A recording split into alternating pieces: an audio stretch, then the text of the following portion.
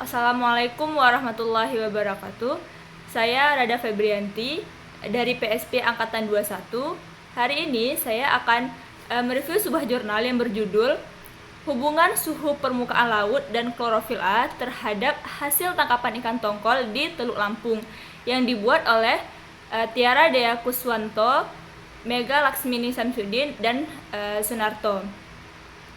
Baik, langsung saja. Tujuan dari penelitian ini adalah untuk mengetahui bagaimana sebaran suhu permukaan laut dan klorofil A menggunakan citra satelit, serta untuk mengetahui bagaimana hubungan antara suhu permukaan laut dan klorofil A terhadap hasil tangkapan ikan tongkol di Teluk Lampung. Adapun manfaat dari penelitian ini nantinya akan membantu dalam memahami hubungan antara suhu permukaan laut dan klorofil A dengan hasil tangkapan ikan tongkol yang dapat berguna dalam pengelolaan sumber daya ikan, dan juga dapat memberikan informasi yang dapat digunakan untuk memprediksi daerah sebaran ikan tongkol dengan mempertimbangkan parameter-parameter perairan yang terkait, sehingga dapat membantu nelayan dalam mengoptimalkan hasil tangkapan dan menghemat waktu serta biaya. Metode penelitian yang digunakan melibatkan survei lapangan dengan mengumpulkan data primer dan data sekunder, serta analisis data menggunakan overlay dari data citra satelit untuk memahami hubungan antara sebaran ikan tongkol, suhu permukaan laut, dan klorofil A. Nah, analisis datanya sendiri dalam penelitian ini menggunakan metode regresi linear berganda.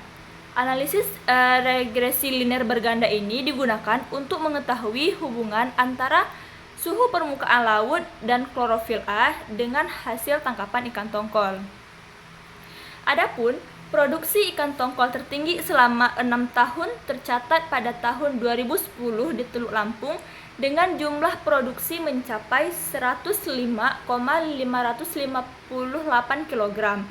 Hal ini menunjukkan bahwa tahun 2010 merupakan tahun dengan hasil tangkapan ikan tongkol yang paling tinggi dibandingkan dengan tahun-tahun lainnya dalam rentang waktu yang diteliti, yaitu dari tahun 2010 sampai dengan tahun 2015. Trip penangkapan ikan tongkol sendiri di Teluk Lampung menggunakan kapal yang berukuran 5-10 JT dengan alat tangkap yang digunakan adalah payang. Jumlah trip penangkapan ikan tongkol di Teluk Lampung ini menggunakan payang bervariasi pada setiap tahunnya, dengan jumlah trip tertinggi itu terjadi pada tahun 2010 sebanyak 2.401 trip. Selain itu, terdapat fluktuasi jumlah trip setiap tahunnya, di mana pada tahun 2014 terjadi jumlah trip paling sedikit, yaitu 1.146 trip. Konsentrasi suhu permukaan laut atau SPL di Teluk Lampung selama periode penelitian ini bervariasi, di mana SPL tertinggi tercatat pada musim timur tahun 2010 sebesar 29,04 derajat Celcius. Selain itu, konsentrasi klorofil A tertinggi juga terjadi pada musim peralihan pada tahun 2012 mencapai 1,16 mg per meter kubik. Variasi konsentrasi SPL dan klorofil A ini dapat mempengaruhi produktivitas perairan dan hasil tangkapan ikan tongkol di Teluk Lampung. Adapun sebaran klorofil A-nya sendiri juga bervariasi dari tahun 2010 sampai dengan tahun 2015.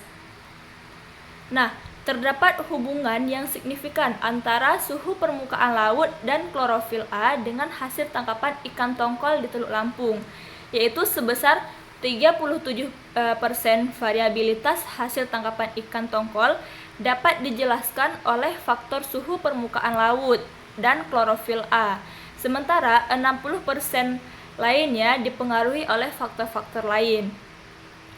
Nah, penggunaan citra satelit Aquamodis dalam analisis sebaran suhu permukaan laut dan klorofil A telah membantu dalam pemahaman terhadap pola distribusi ikan tongkol di Teluk Lampung. Mungkin hanya ini dapat review dari jurnal tersebut. Jika ada kekurangan saya mohon maaf. Wabillahi taufiq wal hidayah. Wassalamualaikum warahmatullahi wabarakatuh.